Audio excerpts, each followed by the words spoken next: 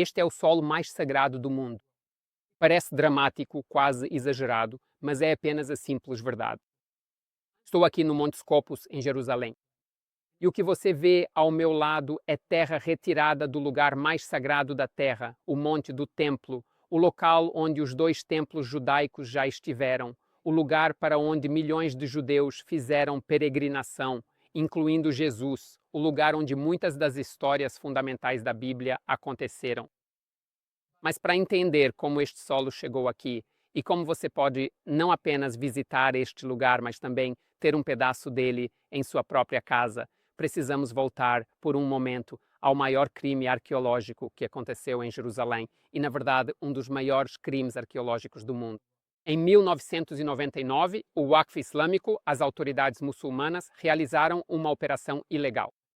Durante esse trabalho, solo antigo foi removido do local e o solo foi então reutilizado para compor o solo da terra antiga. Do Monte do Templo foram 9.000 toneladas, 400 caminhões transportando as camadas históricas de 3.000 anos de Jerusalém. A autoridade muçulmana destruiu 3.000 anos de história para construir uma mesquita. Esse solo nunca foi coletado, nunca foi examinado, nunca foi documentado. Ele foi simplesmente descartado como lixo no Vale do Cédron. O significado era claro: uma enorme perda de informações, evidências e artefatos, que poderiam ter nos ensinado sobre a vida cotidiana, o culto, o reino, o sacerdócio e a população que existiram no Monte do Templo. Isso não foi apenas negligência, foi um ato intencional de apagamento, apagando a história judaica e cristã do Monte do Templo e eliminando provas arqueológicas da ligação judaica com o local mais sagrado do judaísmo.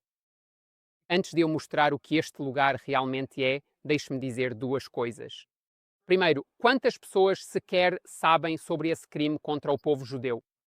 Imagine o que aconteceria se judeus danificassem os lugares mais sagrados do Islã, Meca ou Medina. O que aconteceria então? Quanta violência iria explodir? Mas quando o lugar mais sagrado para os judeus é destruído, silêncio. Muito provavelmente você nunca nem ouviu falar sobre isso. E a destruição pelo Waqf não foi por causa de alguma disputa política local entre Israel e os palestinos.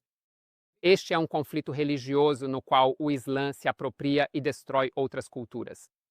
Apenas alguns exemplos. A imensa igreja de Santa Sofia, em Istambul, foi recentemente transformada em mesquita. O Talibã explodiu os gigantes Budas de Bamiyan, e esses são apenas os casos famosos. Também vale lembrar de outra coisa. Até mesmo o local mais sagrado do Islã, a Kaaba, era originalmente um local de peregrinação pagã que o Islã adotou. Interessante, não é? Até mesmo o local mais sagrado do Islã é algo retirado de outra religião. Mas voltando a Jerusalém, dessa destruição surgiu um dos projetos mais extraordinários do mundo, o projeto de peneiramento do Monte do Templo liderado pelo Dr. Gabi Barkay e Zahid Vira, que estudam o Monte do Templo há anos.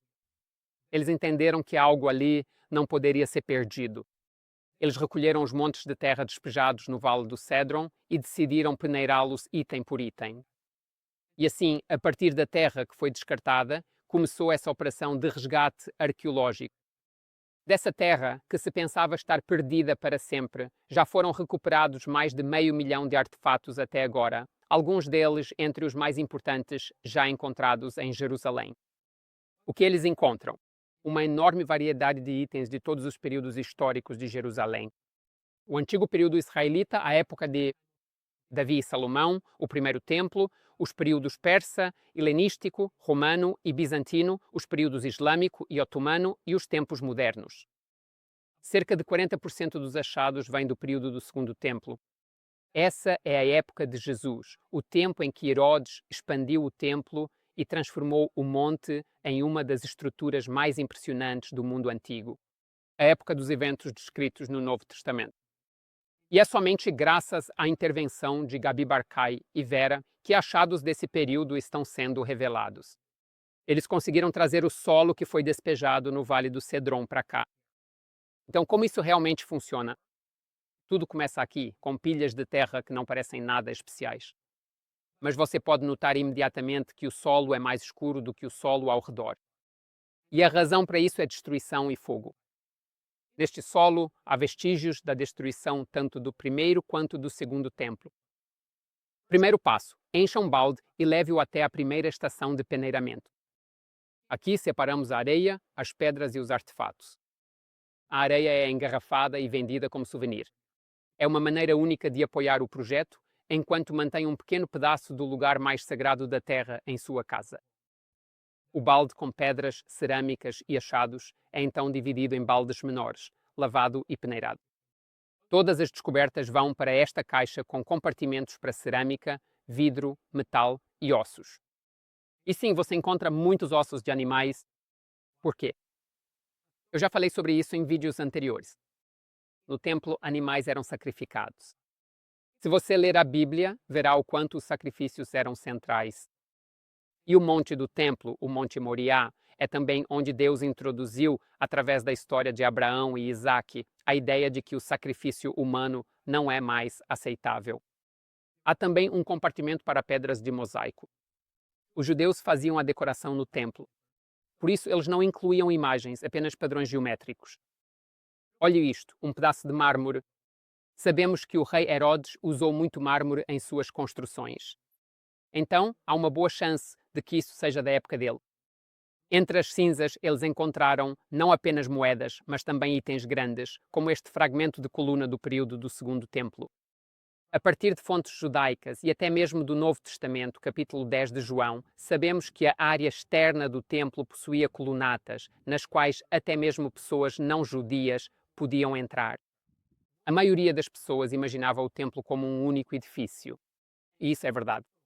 Mas havia camadas de santidade, desde as colunatas externas, onde todas as pessoas tinham permissão para entrar, até a câmara mais interna do templo, onde somente os sumos sacerdotes entravam. No Yom Kippur, os achados mais comuns são fragmentos de cerâmica, vasos quebrados, o que faz sentido, pois eram baratos, usados no cotidiano por milhares de anos e acabam quebrando. Para um olhar não treinado, todos parecem iguais. Mas os arqueólogos conseguem identificar o período, a região e até mesmo o povo que produziu o objeto, com base na espessura, cor, decoração, alças e no formato da base e da abertura. E essa é uma das maiores estratégias das camadas de destruição do Waqf. As camadas são muito importantes na arqueologia. Em Israel, há sítios com dezenas de camadas. E nada deixa os arqueólogos mais felizes, além de descobrir artefatos raros, do que desastres. Incêndios, guerras, terremotos, porque deixam evidências claras. Se você encontra vestígios de um determinado período, depois uma camada de destruição, cinzas, por exemplo, de uma guerra que conhecemos por outros sítios, e então a mesma cerâmica acima da camada, você sabe que o assentamento sobreviveu e continuou. Se você vê cerâmicas diferentes acima da camada queimada, você sabe que uma nova população chegou. E o Waqf, com destruição em massa, apagou a sequência de camadas, uma das ferramentas mais importantes da arqueologia de Israel e de todo o Oriente Médio. E ainda assim, apesar de tudo, eles fizeram descobertas incríveis. Uma delas é a bula de Imer. Uma bula é um selo de argila, usado apenas por reis e altos funcionários. Ela sela cartas com cera. E aqui eles encontraram uma bula com o nome Imar. O que é impressionante é que no livro de Jeremias, capítulo 20, a família de Emer é mencionada como uma família sacerdotal que servia no templo. E isso é do período do primeiro templo, há 2700 anos. Um objeto que podemos dizer com certeza pertenceu à época em que o templo de Salomão existia. Sempre que menciono a Bíblia, alguém nos comentários diz que estou baseando as coisas em um livro de lendas. Tudo bem, vamos considerar isso. É um livro de lendas. E nesse livro de lendas diz que uma família viveu em Jerusalém e serviu no templo há 2700 anos. E hoje encontramos uma prova exatamente onde eles moravam, com o nome deles escrito. Outra descoberta não é de um sacerdote importante, mas de um judeu comum. Quando o templo existia, todo judeu era obrigado a pagar um imposto ao templo, o imposto do meio shekel. Aliás, até hoje a moeda de Israel se chama shekel, e a moeda de meio shekel diz meio, 2 e não 50. Agorot, 50 centavos, por causa desse significado antigo. E o que é que eles encontraram aqui? Na verdade, uma criança encontrou uma moeda de meio shekel. Um judeu que veio ao templo há 2000 anos trouxe essa moeda e hoje uma criança judia a encontrou. E isso é uma das coisas especiais aqui. Não são apenas os arqueólogos que fazem descobertas. Quando você vem aqui pelo projeto de peneiramento em Jerusalém, você mesmo pode encontrar essas coisas. Você só precisa agendar uma visita e fazer um pouco de peneiramento. É uma atividade fantástica e eu recomendo para qualquer pessoa que visite Jerusalém. Você está tocando a história, não apenas olhando para ela atrás de um vidro em um museu. E isso não é algum sítio arqueológico em Wisconsin. Este é o solo do Monte do Templo. Se você não pode vir e quer um presente significativo e simbólico para si mesmo ou para outra pessoa, pode encomendar uma lembrança, um colar ou um pequeno véu de terra. Do Monte do Templo, o dinheiro é destinado à continuidade deste importante projeto, que revela os segredos do lugar mais sagrado do mundo, o lugar que nos conecta a esta terra, a resposta para qualquer um que tente apagar a identidade judaica de Jerusalém e da terra de Israel. O link está aqui embaixo e o código QR está na tela. E mais uma coisa, eles têm um centro de distribuição nos Estados Unidos. Assim, você receberá seu pedido em poucos dias. O link para visitar e comprar está logo abaixo. Até o próximo vídeo. Yalla, tchau!